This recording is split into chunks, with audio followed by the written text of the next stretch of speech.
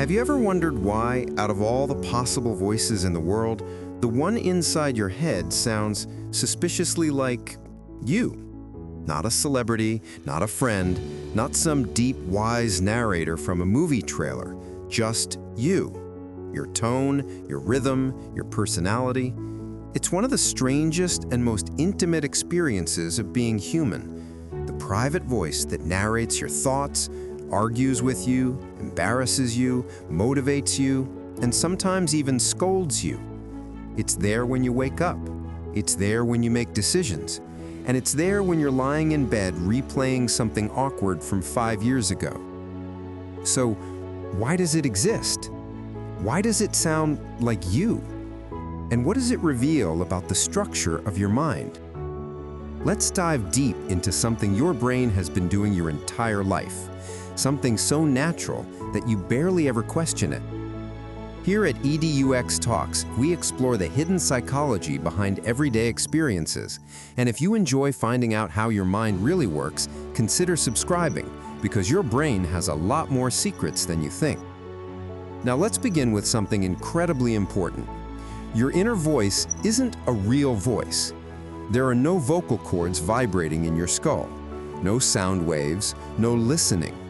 What you hear is a simulation, a mental echo, a recreation of the patterns your brain has learned from years of listening to you speak. Think of it like this. Every time you talk out loud, your brain is paying attention. It studies your tone, your timing, your sentence structure, your grammar quirks, your emotional habits. It listens so closely that eventually it can mimic your speech with almost perfect accuracy.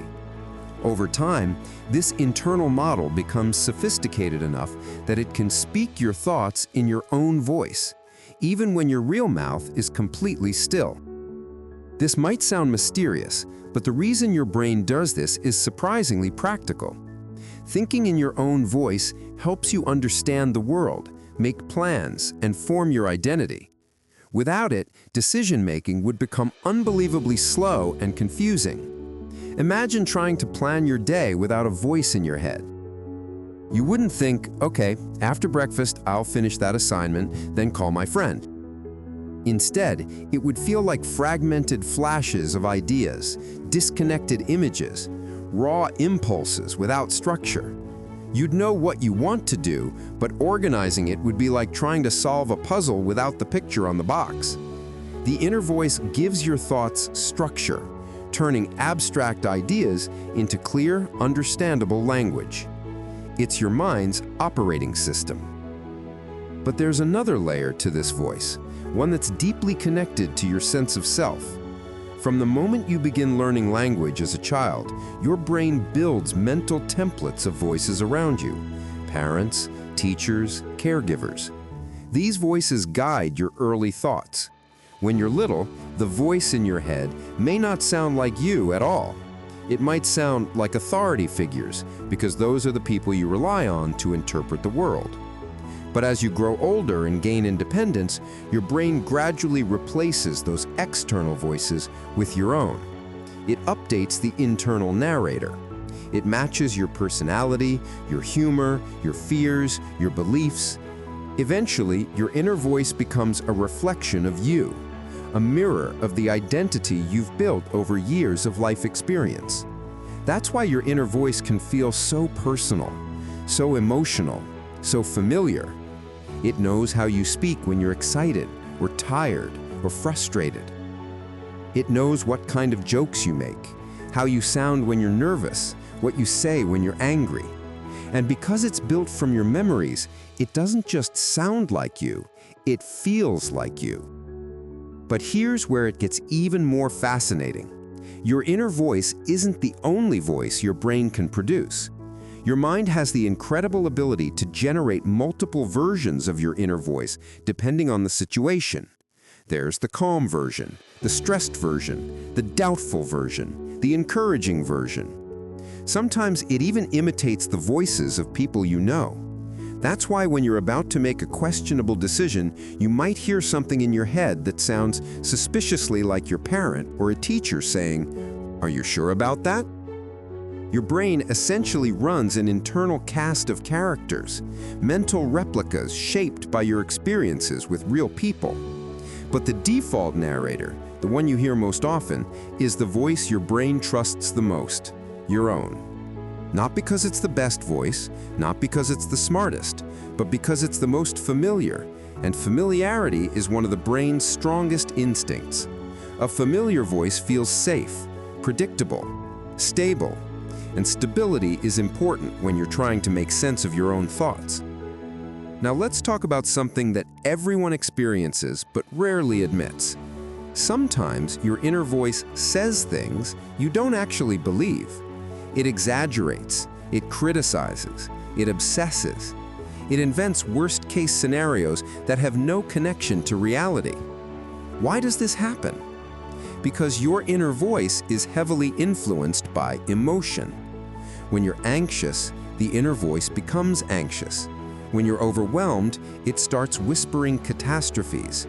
It's not always logical because it's tied to your emotional brain, the same part that reacts to danger, stress, and uncertainty.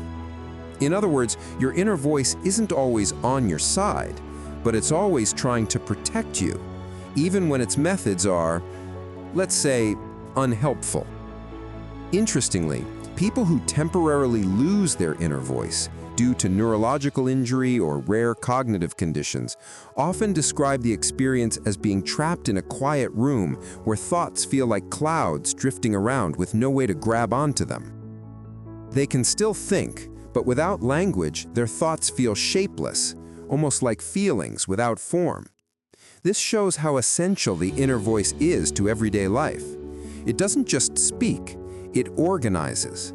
It helps you rehearse conversations, reflect on your past, predict someone's reaction. It gives your memories a narrator, your decisions a framework, and your identity a sense of continuity. Without this voice, your inner world would feel disconnected and confusing.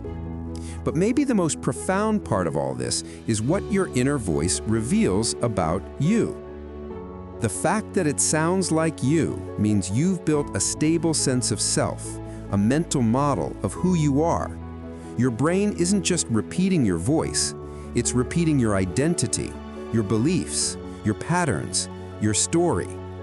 It's a reminder that your sense of self isn't something you're simply born with. It's something you build over time, something shaped by your culture, your experiences, your successes, your mistakes. And the inner voice is the soundtrack to that construction process. So the next time you hear your own voice commenting on your life, remember it's one of the most remarkable tools your brain has ever created. It's not just noise. It's not just habit. It's the mind's way of turning your life into a story. And you are the narrator. In a way, your inner voice is the closest thing you'll ever have to a lifelong companion. It grows with you, changes with you, argues with you, questions you, supports you, and sometimes even annoys you. But it never leaves, because your brain doesn't just create a voice that sounds like you. It creates a voice that is you.